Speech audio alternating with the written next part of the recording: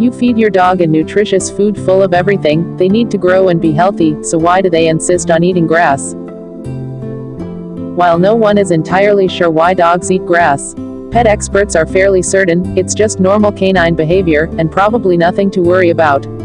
There are two main types of canine grass eating: grazing and instinctive behavior. The first reason why dogs might eat grass is grazing, where your dog happily munches on grass and suffers no ill effects. Every dog has their own unique traits, but it's not uncommon to see this behavior when your pet is anxious, or maybe even a little bored.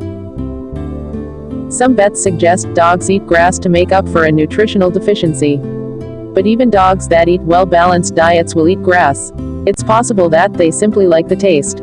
So even if you're feeding your dog well, they might still fancy some fiber.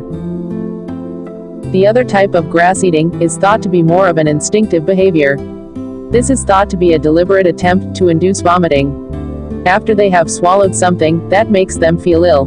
It is possible your dog is suffering from an upset stomach, and their instinct is to throw up as a form of relief.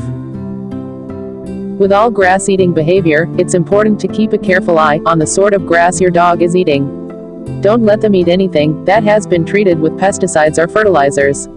Double-check your lawn care products to ensure whether or not they're safe for pets.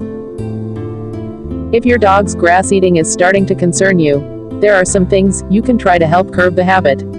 As previously mentioned, your dog may have a nutritional deficiency that is causing their upset stomach, so making adjustments to their food or eating habits can make an impact on your pet's behavior over time. Make sure to ask your vet what would be a good food to feed to ensure you do not make their digestion problems worse.